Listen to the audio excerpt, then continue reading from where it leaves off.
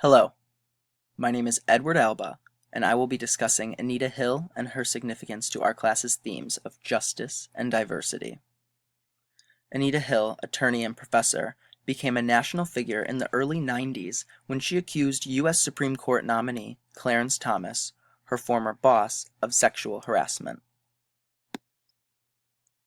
Hill was born on July 30th, 1956, in rural Oklahoma. She was the youngest of 13, brought up in a Baptist household. She graduated from Morris High School, valedictorian of her class. After graduation, she enrolled at Oklahoma State University, where she received her Bachelor of Arts in Psychology.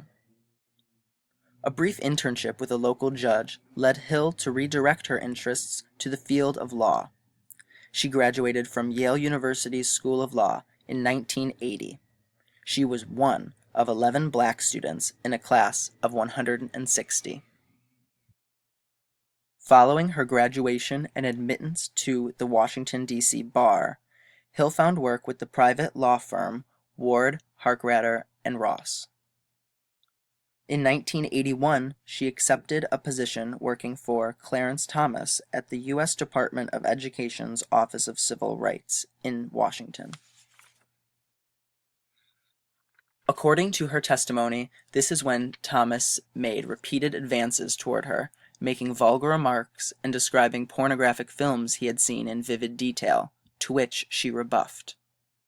When he began seeing someone, the harassment stopped, and Hill decided she could accept the offer to follow him to his new job as chairman of the Equal Employment Opportunity Commission.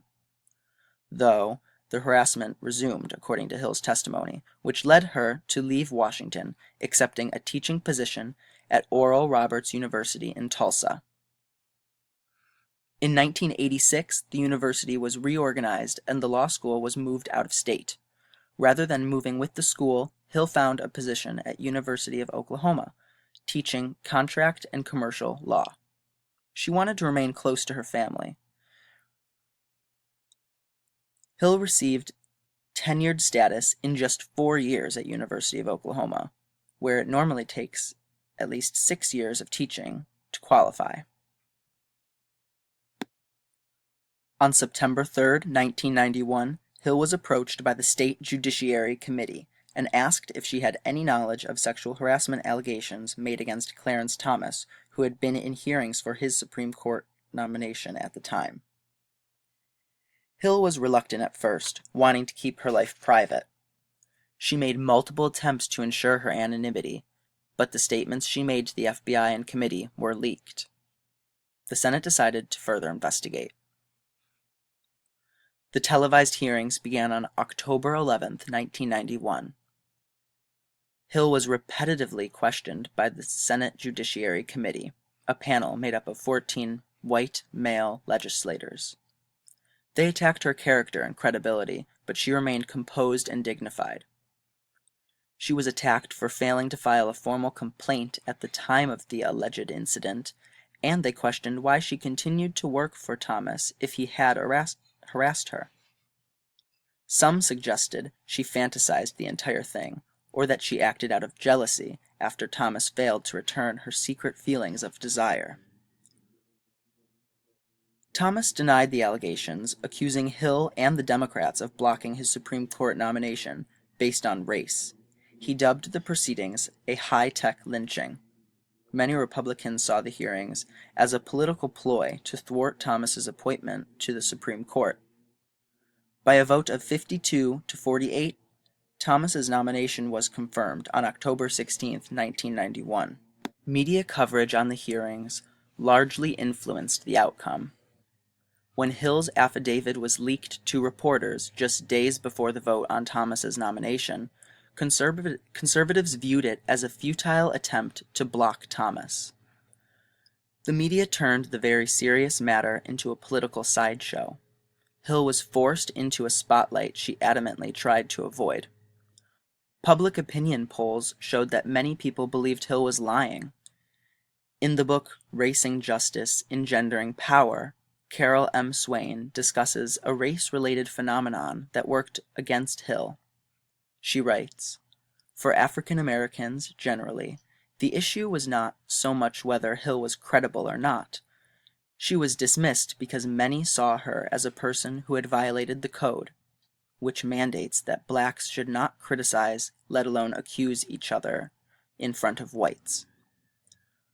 A report by the Center for Media and Public Affairs in Washington shows that Thomas received much more favorable press than Hill during the hearings.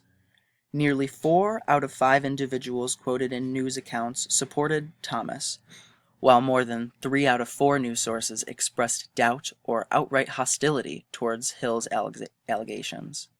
We often recognize the injustice in the treatment of Anita Hill throughout the hearings, but it's important to note that her testimony brought sexual harassment into the nation's conversation. Hill's testimony inspired many women to come forward with harassment claims. The Equal Employment Opportunity Commission reported a 50% increase in harassment complaints in the year following the hearings.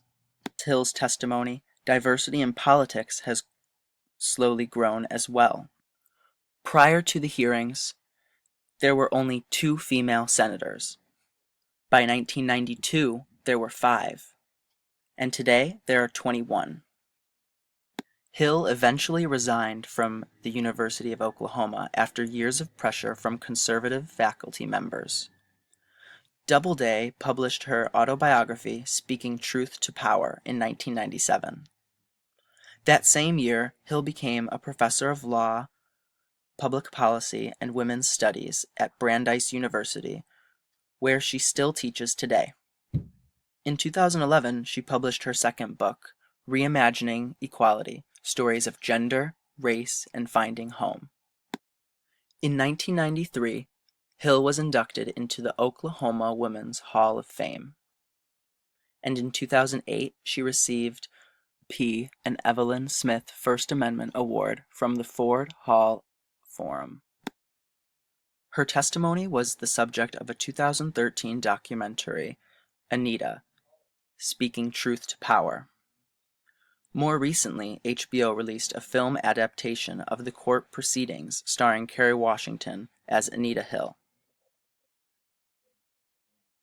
She was also a featured speaker at William Paterson University's 38th Distinguished Lecturer Series, where she spoke on the current landscape of American politics and issues of sexual harassment and assault. Many of Hill's detractors expected her to cash in on her newfound celebrity, but she proved them wrong when she turned down multiple interviews and guest spots.